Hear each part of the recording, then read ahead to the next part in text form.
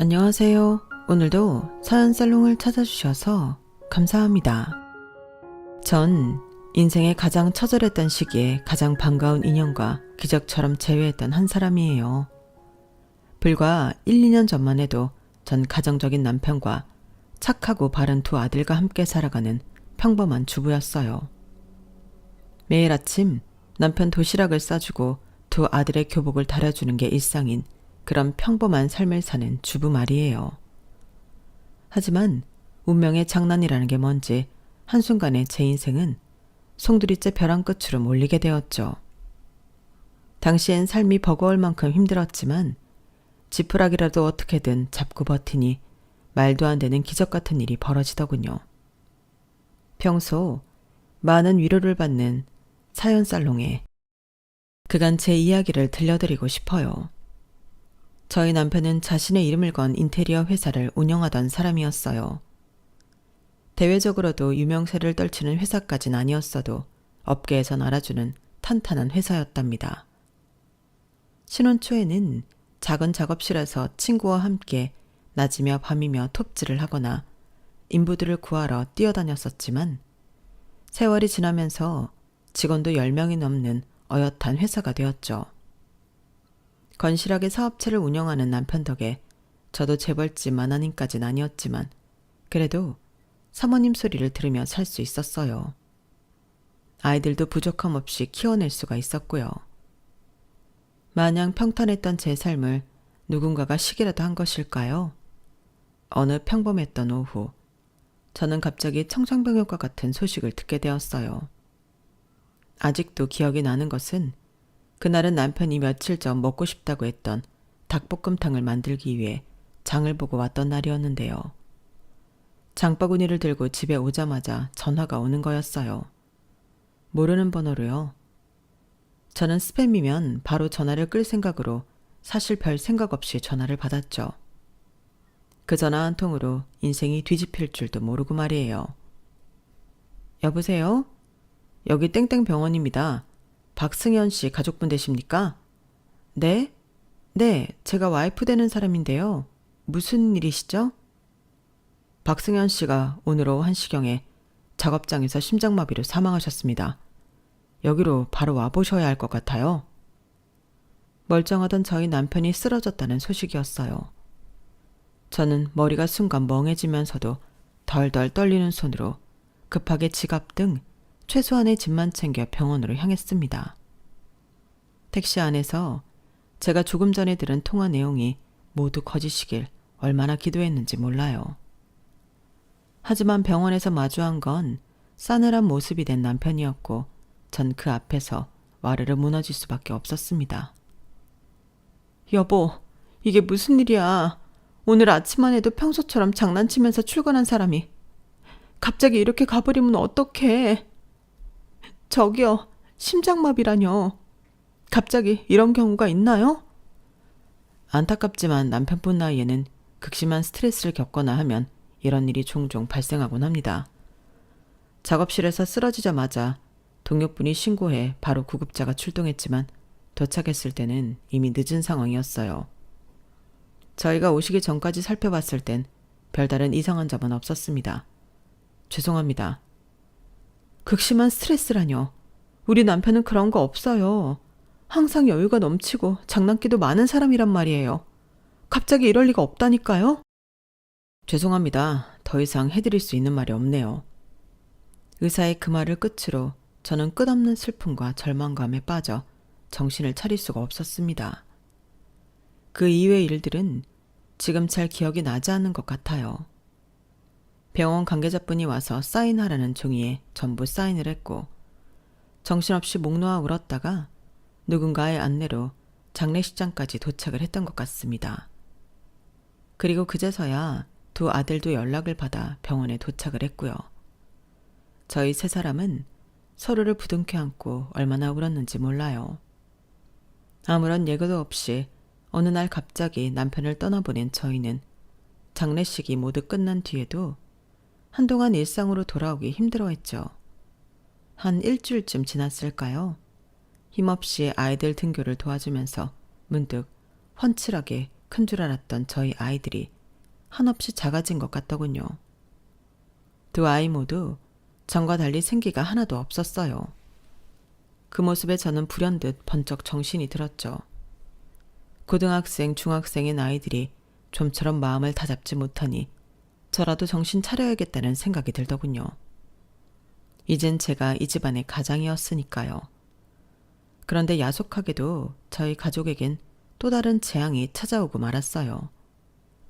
남편이 세상을 떠난 지 고작 열흘밖에 되지 않았을 때 집으로 빚쟁이들이 찾아오기 시작한 겁니다. 생전에 남편에게는 아무런 얘기도 들은 바가 없기 때문에 저희는 그저 속수무책으로 당할 수밖에 없었어요. 여기가 박승현 사장 집이죠? 네, 그런데요. 누구시죠?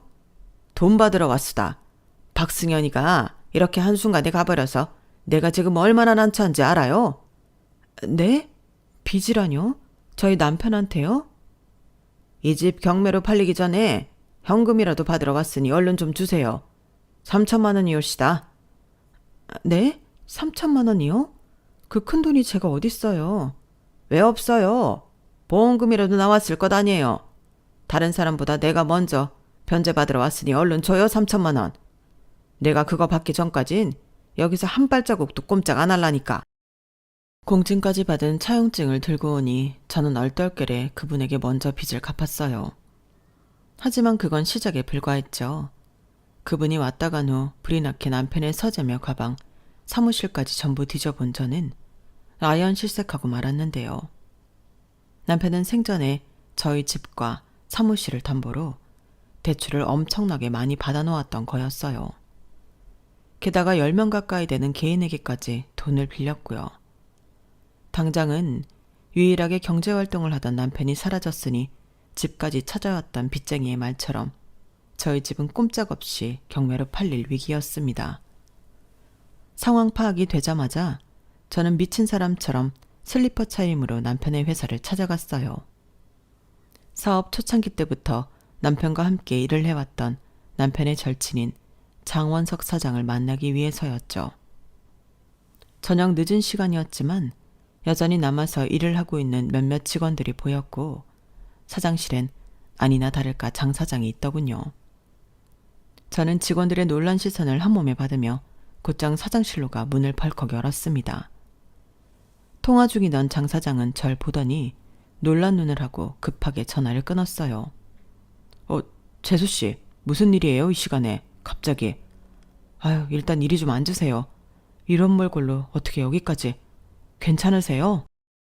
장 사장님, 저희 남편이 사무실이랑 집을 담보로 대출을 여러 개 받아놓은 거 알고 있었어요? 최문식인가 하는 사람이 저희 남편한테 3천만 원을 빚졌다면서 차용증을 들고 찾아왔었어요.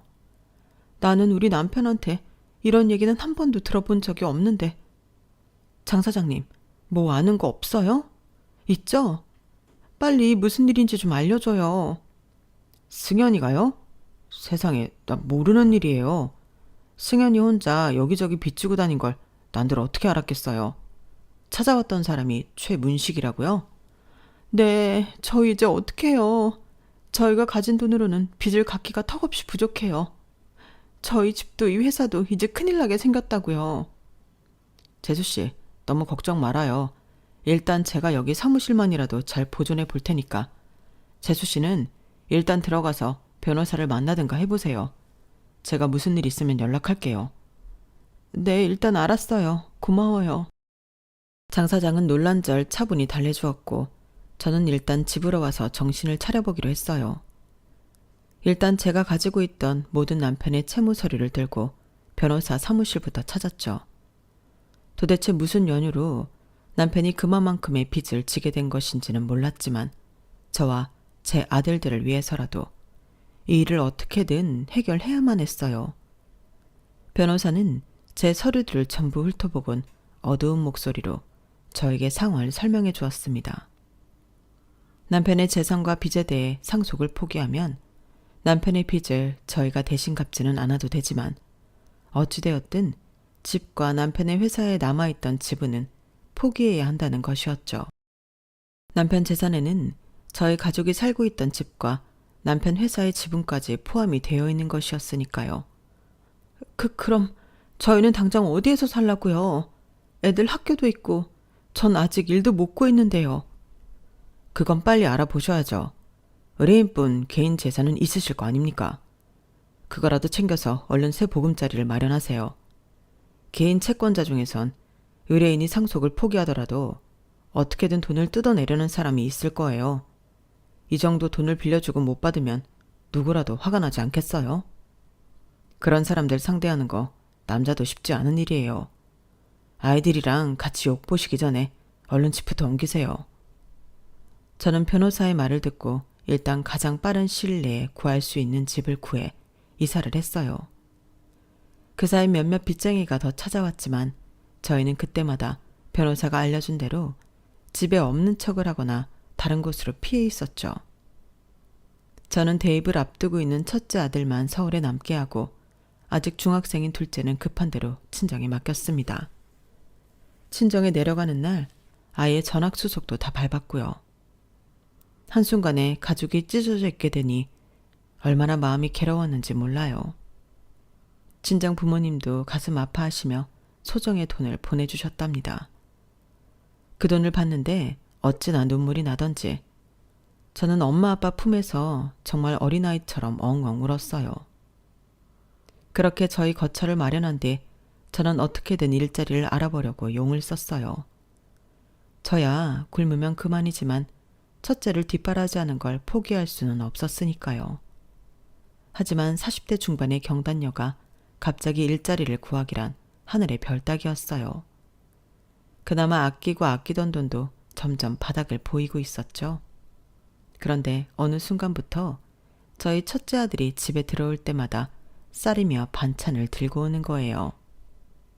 네가 무슨 돈이 있어서 자꾸 이런 걸 사오냐고 물어도 평소 자기도 저축을 하고 있었다는 대답만 하더군요. 그러다 하루는 제가 옆 동네 시장이라도 일자리가 있나 돌아다니던 길에 첫째 아들이 아르바이트를 하고 있는 모습을 보았어요. 빨간 유니폼을 입은 채로 한 패스트푸드점에서 자기 몸만한 쓰레기 봉투를 들고 나오는 모습을요. 윤서 너 지금 여기서 뭐 하는 거야? 엄마가 여길 왜? 너 지금 학교에 야자할 시간 아니야? 근데 지금 여기서 뭐 하고 있는 거냐고. 엄마 몰래 그동안 여기서 일하고 있었어? 엄마 나 괜찮아. 오늘 할 공부는 다 하고 일하는 거야. 그리고 이거 길게 일하는 것도 아니야. 친구가 자기가 일하는데 잠깐 대타로 일할 사람이 필요하다고. 그래서 잠깐만 일하는 거야. 정말이야. 아들이 그렇게 말을 해도 전 귀에 아무 말도 들려오지가 않았고 그저 눈물만 뚝뚝 떨어졌어요.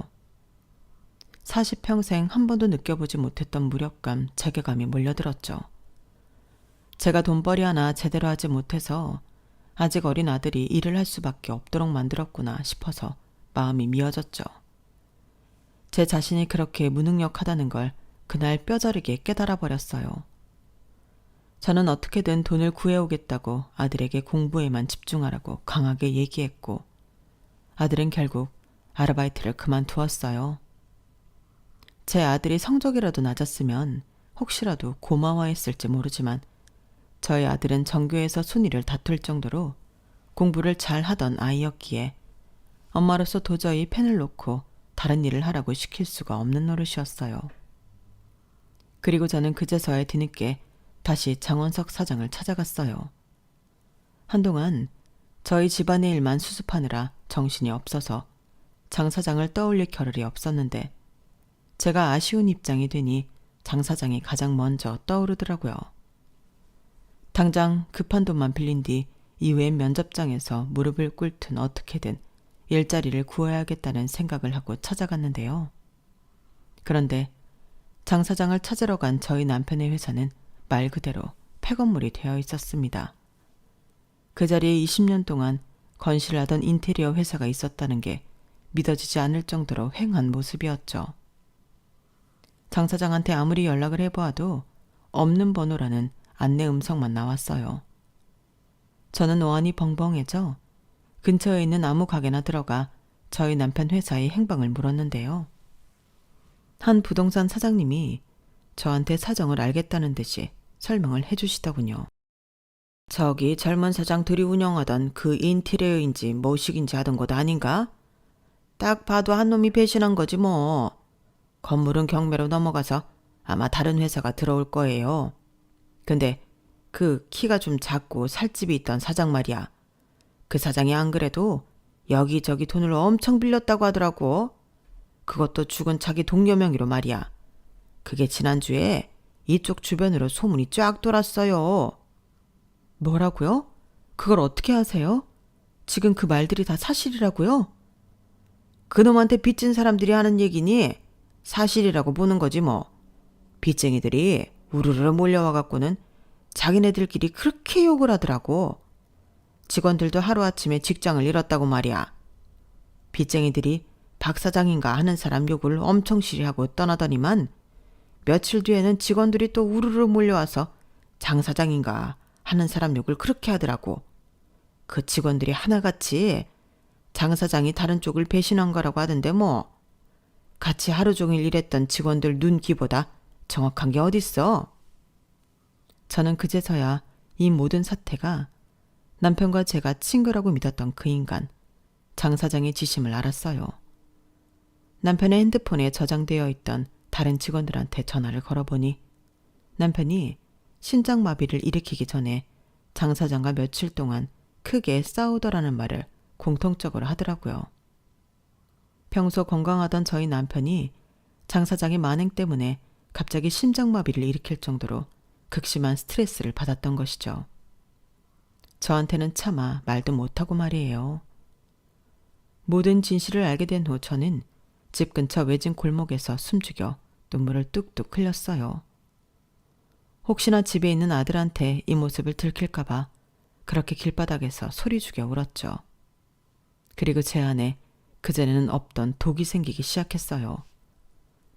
모든 진실을 알았음에도 아무것도 못하고 있는 이 상황이 너무 한탄스럽다가 종국에는 반드시 그 인간에게 복수를 해야겠다는 다짐까지 새기게 된 것이죠. 지금 생각해보면 모든 타이밍이 마치 운명처럼 딱딱 들어맞았던 것 같네요. 전 바로 그 다음날 아침 얼마 전 일자리를 지원했다가 불합격한 그곳에서 연락을 받게 되었어요. 안녕하세요. 예전에 땡땡 회사 지원하셨었죠? 저희는 그때 면접 진행했던 곳인데요. 새로운 자리가 하나 들어와서요. 네? 땡땡 회사에 새로운 일자리가 나왔나요? 아니요. 거긴 저희가 계약한 업체 중 하나고 이번에 들어온 것은 또 다른 업체예요. 저희가 채용만 진행해주는 대행업체라서요. 아, 네.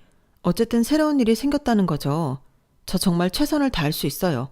아니, 정말 일 잘할 수 있어요. 네네. 저번에 진달래님이 열정이 정말 대단하시다고 해서 이렇게 연락드린 거예요. 이번에 채용 공고 올라온 곳은 가구회사인데 여기서 사무보조로 일할 수 있으시죠? 나이 제한이 없네요.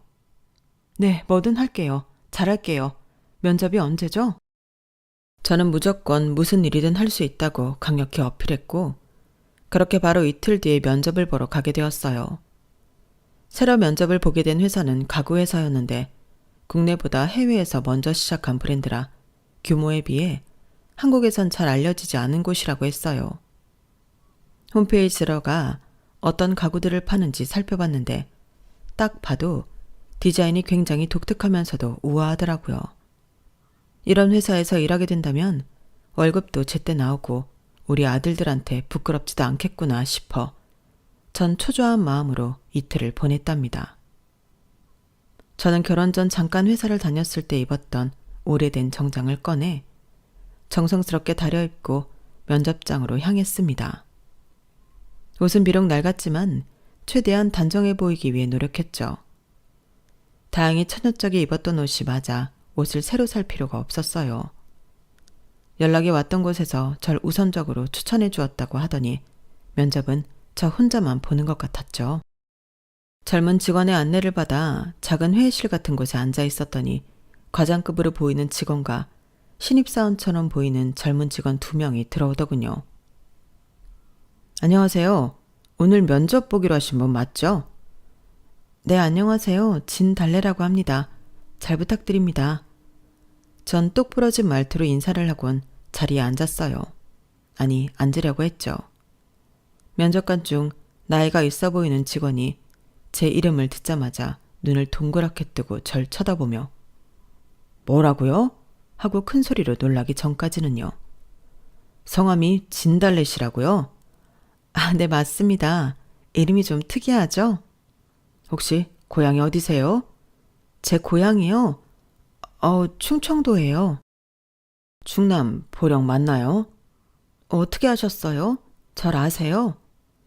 면접관은 놀란 눈으로 절 쳐다보았고 아직 저희가 있던 회의실 문이 완전히 닫히지 않아서인지 밖에 있던 직원들도 파티션 너머로 고개를 빼꼼하고 이쪽으로 쳐다보았어요.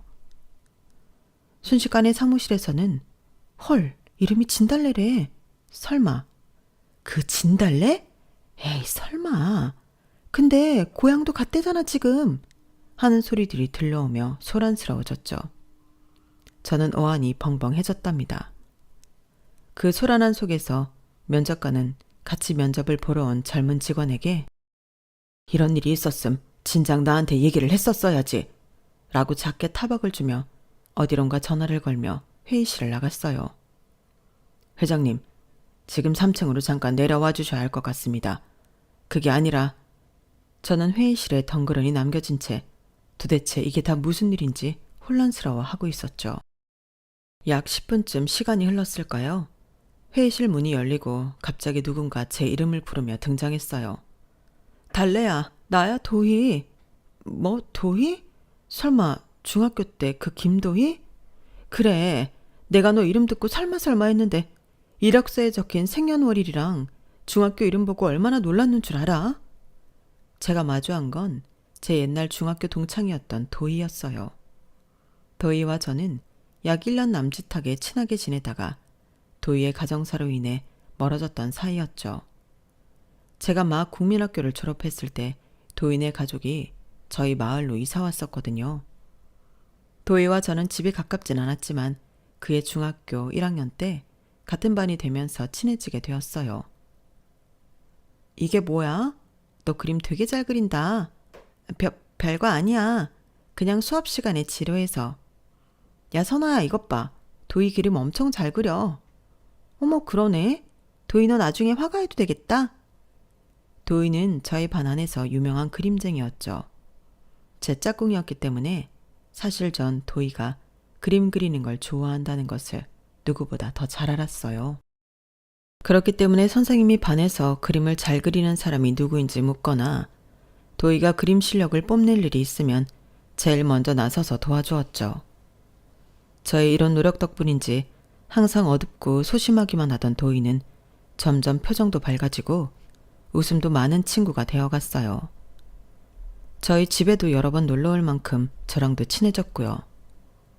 그런데 어느 날 겨울방학이 막 시작된 날이었죠. 도희가 양말도 안 신고 슬리퍼만 신은 채로 저희 집에 갑자기 찾아온 거예요. 연락도 없이 말이에요. 집에 있던 전 깜짝 놀랐지만 일단 날이 추우니 도희를 안에 들였습니다. 며칠 밤만 묵고 가도 되냐는 도희의 말에 저와 부모님은 아무 말 없이 도희를 받아주었어요. 도희가 따뜻한 물로 샤워를 하고 밥도 배불리 먹을 수 있게끔 도와주면서 왜 이런 몰골로 찾아왔는지는 전혀 물어보지 않았답니다. 서로 말하지 않아도 쉽게 물어볼 만한 일이 아니라는 것쯤은 눈치채고 있었거든요. 하루 이틀 밤 그리고 열흘이 지난 어느 날 한창 저녁 식사를 차리는 중에 도희 어머님이 저희 집 문을 두드렸어요. 저희 엄마랑 제가 문을 열었다가 도희 어머님의 처참한 모습에 깜짝 놀랐던 기억이 있네요. 저희는 도희 어머님께도 똑같이 따뜻한 물로 샤워를 하시게끔 도와드렸고 저녁 식사도 함께 했습니다. 도희 어머니는 눈물을 뚝뚝 흘리면서 저희 가족한테 연신 고맙다고 허리를 숙이셨어요. 정말 고맙습니다. 저희가 갚지 못할 신세를 졌네요. 달래 어머님 아버님은 제 딸과 저의 생명의 은인이세요. 정말 감사합니다. 아니에요. 이 동네야 아무 집에나 들어가서 생수 한 잔 마시고 나와도 별 문제 안 되는 곳인걸요. 저 밑에 집 선아랑 경희도 몇 번이나 놀러 왔었어요. 너무 신경 쓰지 마세요, 도희 엄마. 이게 변변찮긴 하지만 그래도 이거라도. 도희 어머님이 앙상한 손으로 작은 돼지 저금통을 꺼내자 저희 엄마는 크게 손사리를 치며 말했어요. 아우 됐어요. 얼른 도로 넣어요, 도희 엄마. 저희한테 고마우면 그만큼 도희라도 잘 챙겨줘요. 내 말이 무슨 말인지 알았죠? 애기 엄마가 이렇게 마음이 어려서 쓰나. 앞으로는 도움 받는 거 일일이 다 무리해서 갚지 말고 무조건 도희 챙기고 본인 몸 챙기는 데 쓰셔야 해요. 그 말에 도희 어머니는 한동안 저희 엄마 품에서 눈물을 쏟다가 도희 손을 잡고 떠나셨어요. 도희랑 저도 본능적으로 그 순간이 서로의 마지막이라는 것을 알았기에 서로 부둥켜 안고 한동안 눈물을 흘렸죠. 그게 제가 기억하는 도희와의 마지막 추억이었어요. 그 이후로 도희나 도희 어머님의 소식은 전혀 못 듣고 살아왔던 거죠. 그런데 이렇게 30년이나 지난 후에 기적처럼 다시 만나다니요. 도희는 저를 얼싸안으며 눈물이 그렁그렁 맺혔고 저 역시 가슴이 뭉클해져 왔어요. 그리고 저희는 그 건물의 가장 꼭대기층에 위치한 도희의 사무실로 가서 그간의 이야기들을 나누게 되었죠. 그동안 어떻게 지낸 거야? 어느 날 갑자기 네가 사라져서 나도 우리 반 친구들도 걱정 많이 했어. 어머니는 잘 계셔? 엄마는 4년 전에 대장암으로 돌아가셨어. 너 봤으면 엄청 기뻐하셨을 텐데. 아마 지금쯤 하늘에서 손뼉 치시면서 좋아하고 계실 거야. 어머, 그랬구나. 인사드렸으면 참 좋았을 텐데. 괜찮아. 우리 엄마 하늘나라 가시기 전에 보고 싶은 곳, 먹고 싶은 음식 전부 경험하고 가셨어. 고마워. 전부 네 덕분이야. 아니야. 네가 지금까지 읽어온 것들 덕분이지. 세상에, 네가 그림도 잘 그리고 성실한 친구라서 잘 살 줄은 알았지만 이렇게 멋진 회사를 가지게 될 줄 상상도 못했어. 그동안 얼마나 고생하고 노력했겠니? 그때 네가 내 주머니에 몰래 용돈 넣어줬잖아. 무려 5만 원이나. 그게 그 당시 엄마랑 나한테 어떤 의미였는지 넌 모르겠지만 우린 네 덕분에 그 추운 겨울에도 살아남을 수 있었어. 고마워. 도희는 또다시 눈시울이 붉어졌죠. 그리고 그간 살아온 과정을 간략하게 설명해 줬는데 얼마나 고생을 했을지 눈에 훤하더군요. 그림 그리는 재능 하나로 어떻게든 먹고 살려고 했던 도희는 우연히 전국 학생들을 상대로 하는 미술대회에 나갔다가 대상을 받았다고 해요. 그리고 그 이후로 모든 미술대회에 닥치는 대로 다 나갔고 결국 장학금을 받으며 공부를 할 수 있었다고 하더군요. 어려서부터 어머니랑 둘이 지낼 집이 너무 간절해서 그런지 가구 디자인이라는 걸 접하자마자 속절없이 빠져들었다고요. 디자이너로 일하던 중 해외에 있는 회사에 스카웃되어 잠시 유럽에 살다가 이후 자기 회사를 차려서 다시 한국에 돌아온 거였다고 합니다. 자기 얘기를 다 끝낸 도희는 제 이야기도 물어보았어요. 전 자신만의 길을 탄탄히 다지며 살아왔던 도희랑은 다르게 그저 평범한 전업주부로만 살아왔던 제 과거와 현재의 상황이 조금 부끄러웠어요. 하지만 모든 이야기를 숨김없이 털어놓았고 도희는 그런 제 손을 잡고 제 얘기 끝까지 들어주었답니다. 얘기를 다 들은 후엔 진심으로 절 위로해 주었고요. 달래야, 그렇게 생각하지 마. 아기를 품고 남을 헤아려고 한 사람이 잘못된 거지. 그저 주어진 삶에 충실하게 살아온 네가 잘못한 게 아니야. 나는 성공해야만 하는 환경이었기에 그렇게 살아왔던 거고 넌 너희 남편과 아이들에게 최고의 아내이자 엄마가 돼줬잖아. 이제 앞으로 우리 회사에서 일하면서 아들 뒷바라지도 해주고 공부도 원 없이 시켜. 알았지? 알았어. 고마워 도희야. 뭘 이 정도 가지고. 넌 내 생명의 은인인걸. 게다가 난 네가 아니었다면 그림에 재능이 있다는 사실을 평생 몰랐을 거야. 오히려 내가 너한테 고마운 거 투성이야. 도희는 절 따뜻하게 위로해준 뒤 바로 그 다음 주부터 사무실로 출근해 일하게끔 해주었어요. 전 도희가 마련해준 자리에서 누구보다 열심히 일했죠. 비록 머리가 굳어 젊은 사람보다 일을 빨리 배우지는 못할지언정 한번 배운 건 절대 까먹지 말아야겠다는 생각으로요.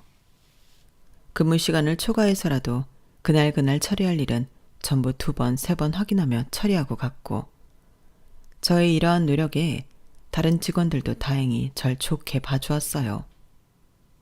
약 한 달쯤 지났을 무렵 도희가 퇴근하는 저에게 연락을 해왔어요. 달래야, 내일 너희 아들 성적표 좀 다 들고 올래? 회사에? 토요일에. 회사로 불러내서 미안한데 여기서 처리해야 하는 일이라서 너희 아들도 같이 와. 갑자기 도희가 저희 아들을 부르다니 무슨 일인지 궁금했지만 도희는 그렇게만 얘기하고 내일 보자며 전화를 끊었어요. 다음 날 전 아들과 같이 그동안 받았던 성적표를 모두 들고 회사로 향했습니다. 화장실로 올라가니 도희는 나이가 지긋하신 어떤 신사분이랑 함께 저희 2사람을 맞이해 주었어요. 어서 와. 안녕. 네가 윤서구나. 인사해. 여긴 내 옛날 후원자셨던 신 교수님이셔. 안녕하세요, 교수님. 김 회장한테 얘기 들었어요. 여기 이 친구가 재능이 넘치는데 그걸 펼칠 환경이 못 된다고요. 그 옛날 내가 김 회장을 후원했던 것처럼 이 아이를 후원할까 해서 보자고 했습니다. 네? 뭐라고요? 그렇게만 해주신다면 정말 감사합니다. 감사합니다, 교수님. 예상치도 못했던 상황에 저와 아들은 깜짝 놀랄 수밖에 없었죠. 항상 의젓하기만 하던 저희 아들은 곧바로 눈시울이 붉어지며 연신 고개를 숙여 감사를 표했어요. 도희 덕에 저희 아들은 학비 걱정 없이 마음 편하게 대입 시험을 준비할 수 있었고 동네에서 내노라 하는 공과대학에 입학할 수 있었답니다. 입학 후엔 해외로 어학연수까지 그분의 도움으로 갈 수 있었고요. 도희의 깜짝 선물은 거기서 끝이 아니었어요. 그날 아들의 후원자분들과 만나고 난 뒤 도희는 잠시 저만 따로 불러서 한 사진을 보여주었는데요. 이 사람이 네 남편 뒤통수 친 그 장원석이라는 사장 맞니? 그 사진은 몰라볼 만큼 달라진 모습의 장 사장이었어요. 수더분하고 푸근했던 장 사장은 어디로 가고 살은 쪽 빠진 채 기름기 잘잘 흐르는 모습의 장 사장이었죠. 도희는 장 사장이 바뀐 이름과 현재 주소, 핸드폰 번호가 적힌 서류 뭉치를 저에게 건네주며 어떻게 할 건지 물어봤어요. 나야, 너라는 귀인을 만나서 광명을 찾았지만 그렇지 못한 사람들이 많아. 그 사람들한테 전부 알려줘야겠어. 정말 그걸로 충분하겠어? 충분해. 그 인간이 자기가 피해를 입혔던 사람들에게 혼쭐이 나서 벌벌 기는 꼴만 봐도 속이 후련할 것 같아. 도희는 저의 계획을 진심으로 응원해 주었고 도움이 필요하면 언제든지 말하라고 해주었어요. 저는 그날 바로 남편의 전 회사 사람들, 빚쟁이들한테 직접 연락을 걸었습니다. 당신들을 하루아침에 길거리에 나앉게 한 그 장본인. 사기를 치고 거액의 돈을 뜯어간 사람을 찾았다고요. 그동안은 저도 빚쟁이들한테 들킬까 숨어 있었지만 제가 직접 먼저 연락을 하니 다들 제 계획에 동조해 주었어요. 어쩐지 그러면 이제 납득이 가네요. 박 사장이 전혀 그럴 사람이 아닌데 말이야. 이런 얘기를 진작에 좀 말해주지 그랬어요. 장 사장 그 땅딸막이 하나 손해보는 건 아무 일도 아닌데. 죄송해요. 저도 하루아침에 형편이 달라지고 적응하느라 그동안 정신이 없었어요. 내일 당장 그 사기꾼 새끼 손보러 갑시다. 차 없으면 태워줄 테니 사모님도 같이 와요. 한순간에 장 사장에게 원한을 산 사람들이 모여들었고 그 수가 자그마치 23명이나 되었어요. 저희는 그 다음날 바로 도희가 알려준 주소로 향했고 거기서 온갖 금부치를 치렁치렁 걸치고 있는 장 사장을 만날 수 있었답니다. 장 사장은 저희를 보고 저승사자라도 본 듯이 얼굴이 새파랗게 질려서는 바들바들 떨기 시작했어요. 당신들 뭐야? 여긴 어떻게 찾아온 거야? 나, 나가. 여기 내 집이야. 안 나가면, 경찰 부를 거야, 경찰. 남의 땅에 함부로 들어오는 게, 이게 다 불법이라고. 잠깐만. 불법? 그럼 네가 우리한테 한 짓은 다 법이었냐? 이 쥐새끼 같은 놈. 내가 너 때문에 손해본 돈이 얼마인지 알아? 웃기고 자빠졌네. 이거나 처먹어라. 너 때문에 내가 하루아침에 일자리를 잃었다고. 우리 애가 이제 막 돌도 안 지났는데 너 때문에 한동안 기저귀 값도 제대로 못 벌어. 알아? 너 주려고 내가 특별히 싸왔다. 우리 애 똥이나 먹어라. 똥기저귀를 뒤집어 쓰고 맞고 물벼락을 맞는 등 장 사장은 자기가 저지른 잘못에 대한 업보를 한꺼번에 받느라 만신창이가 되었어요. 사람들은 돌아가면서 장 사장을 괴롭히고 또 장 사장 집에 있는 돈이 될 만한 물건들을 챙겼습니다. 저도 몇 개 챙겼네요. 더러운 장 사장 몸에 손을 대진 않았지만요. 장 사장은 사람들의 살기라도 느낀 것인지 많은 사람들 속에서 용케도 절 찾아내곤 애타게 절 부르기 시작했어요. 재수씨, 재수씨, 이 사람들 좀 말려줘요. 재수씨는 이런 사람 아니잖아. 아우, 나 죽네. 얼른 좀 말려줘요. 기가 차네 정말. 내가 부른 거거든요, 이 사람들. 뭐라고요? 재수씨가 어떻게? 일단 나 좀 살려줘요. 내가 다 잘못했어. 잘못했다고요. 그렇게 치밀하게 사기를 쳐서 여기 있는 이 많은 사람들 인생을 힘들게 해놓고 뭐가 어쩌고 어째? 우린 당신 같은 인간 때문에 더한 꼴도 당했던 사람들이야. 게다가 내 남편, 당신이 죽인 거나 다름이 없다고. 너 같은 사기꾼 새끼 때문에. 말하다가 갑자기 감정이 북받쳐오른 저도 모르게 근처에서 아무거나 잡히는 물건으로 그 인간을 분이 풀리도록 때렸어요. 정신 차리고 보니 제 손에 들려있던 건 신문지 뭉치였더라고요. 제가 매질을 멈추자 제 사정을 모두 알고 있던 직원들은 절 걱정해서 의자를 가져와 절 쉬게 해주었어요. 그리고 잠시 뒤 저희는 각자 알아서 그 인간의 물건들을 챙긴 뒤 그곳을 떠났답니다. 챙긴 것들이 그 인간 때문에 피해 입었던 걸 메꾸기엔 말도 안 되게 모자랐지만 그래도 각자 분을 풀 수 있었으니 그걸로 만족했어요.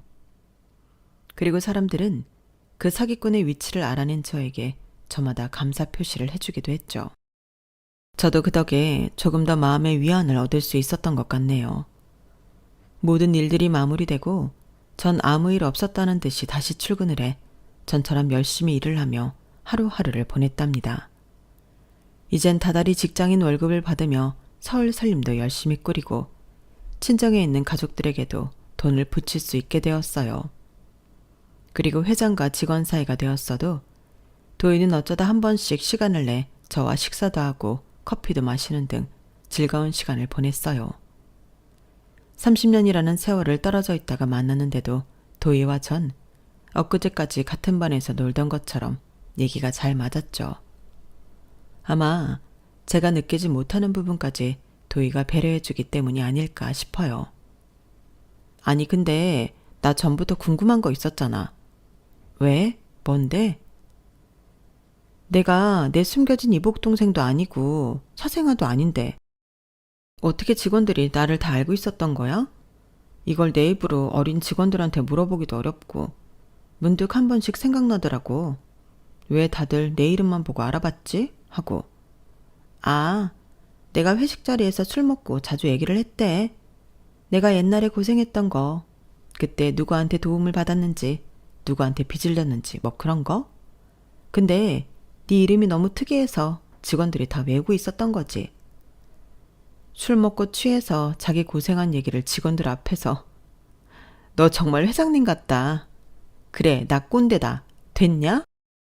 도희와 저는 그간 오래 못 보았던 중학교 동창들도 다시 만나면서 즐거운 시간을 보냈어요. 그리고 도희 덕분에 저희 아들들은 이제 어려움 없이 학업에 매진할 수도 있게 되었죠. 그리고 저도 예전처럼 사모님 소리를 듣진 않아도 제 힘으로 두 아이들을 책임지고 있다는 사실이 너무나 감사하고 보람찹니다. 하늘에서 저희 남편 역시 제가 이렇게 씩씩하게 아이들을 키우는 모습을 흐뭇해하며 지켜보고 있을 거라고 생각해요. 남편의 억울함을 전부 풀어준 것도 고마워할 거고요. 그간의 일들을 열심히 적어내면서 저는 이 세상은 결국 선한 사람들이 이긴다는 걸 다시 한번 깨달은 것 같아요. 도이드 저도 인생에 닥쳐온 커다란 시련과 고통을 그저 악한 사람들처럼 장꾀를 부리거나 남에게 피해를 주면서 벗어나려고 했다면 나중에 더 큰 벌을 받았을지도 몰라요. 사기꾼 장원석 사장처럼요. 하지만 저희는 그러지 않았고 선한 사람들끼리 서로 도우며 다시 일어설 수 있었어요. 저는 앞으로도 계속 이 사실을 잊지 않고 지금 현재에 감사하면서 최선을 다해 살아가려고 합니다. 혹여라도 나중에 또다시 삶에 고난이 찾아와도 저의 선한 마음이 흔들리지 않도록 할 거예요. 지금까지 저의 긴 이야기를 들어주신 분들 모두 감사드려요. 여러분들의 하루도 보람차고 즐거운 하루가 되시길 바랍니다. 여러분, 사연 댓글에 응원과 현명한 조언 부탁드려요. 좋아요와 구독은 저에게 큰 힘이 됩니다. 오늘도 좋은 일 가득하세요.